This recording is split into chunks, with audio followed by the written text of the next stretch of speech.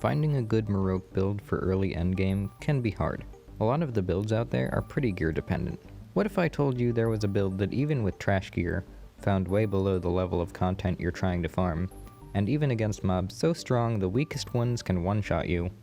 What if there was a build that could instantly vaporize any field of enemies? How about a build basically designed for click-to-move? If that sounds good to you, let me present the Dirty Bomb Morohk. Now, if you don't know that term, a dirty bomb is essentially a large-scale nuclear frag weapon, and that is exactly what this build does. The basis of this build puts together two ability tree nodes that you wouldn't think would be paired, an AoE Fear and an AoE Stun. Couple these two things with a few other nodes, such as one that makes enemies explode, dealing even more AoE damage to their surroundings, and, well, I think your eyes probably just lit up at that thought. If you'd like to know the build details and hear more in depth about the skill paths, there's a time skip in the description below that will jump past this hilarious gameplay example and all of my pros and cons commentary. Now, this build isn't for the faint of heart, or in this case, the faint of CPU. The damage calculations it outputs will cascade into a hint of lag on even a mid-high-end PC like my GS63VR MSI. Anyone who plays PoE will know that any build that has the chance for lag, though, is truly devastating. But for many players, the cons might outweigh the benefit of being able to obliterate entire swathes of enemies you couldn't hope to hurt otherwise.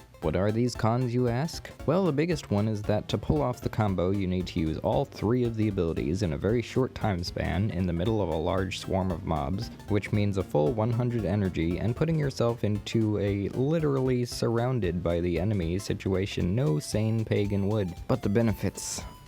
Oh, the benefits. But I digress. Another issue is the fact that since you're probably using this build to farm something way above your level, and the fact that this build provides no benefit whatsoever to your base attack, you'll be kiting mobs and sitting on the edge of your seat at all times, mashing the invincible dodge ability as often as possible to avoid the very real risk of death at your heels, while waiting for the ticking time bomb that is Morohk to get full of energy after every single detonation. And really, the last issue is that this build is reliant on there being that swarm of enemies, because what makes this build truly devastating is the chain reaction instant explosion of enemies. So on the off chance that you don't get an end of mission boss that summons help, you'll be doomed to slowly chip away at its health, and if we go by this example, that's a lot of health. At least in this case, the boss was a summoner, so I could still get some chain detonations off to kill him after the initial bomb attack. Looking at these numbers, you might have noticed that the highest crit shown is 108k. A measly 10 times what I do for my base attack, and what the remaining poison ticks for. If you look closely at his health bar, those 10k ticks are doing almost nothing to him, and so the 100k also did very little. So how did one explosion completely wipe his shield and health in one go? Well, if every enemy explodes for 200% poison damage to surrounding enemies, it can be understood that the numbers shown on the screen aren't all the damage getting dealt. And depending on how fast Seeds of Corruption calculates, plus the extra Phantasm, the amount of damage being done to, for example, 100 enemies, would start at 200 times damage shown, and if a few survive, the Phantasm could hit them for a bit less than 500 times, which would explain where this boss's HP went since he survived the initial explosion. Now, this all happens in 0.6 seconds, so it's understandable that the numbers aren't all showing the real devastation. Onto the build. You're going for 3 skills to be used in quick succession here. Harvest is the skill you'll be using the most against individual mobs, as well as the skill that pulls the trigger on the bomb setup. The top path adds to the AoE radius. The Terror node inflicts double damage on feared enemies, which will help a long way in pulling the trigger.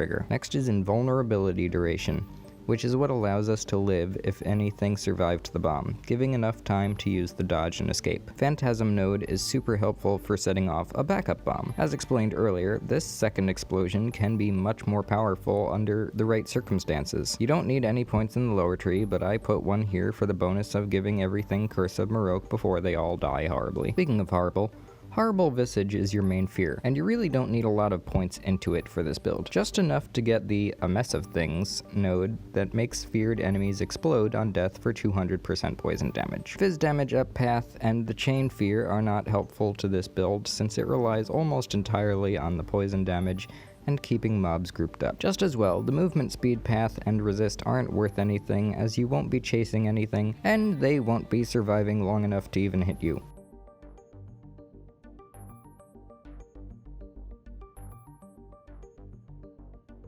Decay is super important for this build. While the decompose path isn't actually very helpful, the Claws of the Dead node at the end is what you really want. This is the ability that roots all enemies, and should always be used prior to the Fear AoE. Again, the next node you want has a path you won't really see the benefit of, since nothing's going to live long enough to even attack you. Seeds of Corruption is the node that pairs with Phantasm to give your backup explosion a massive boost. And the last path increases the AoE radius, which will lock down all of the feared enemies.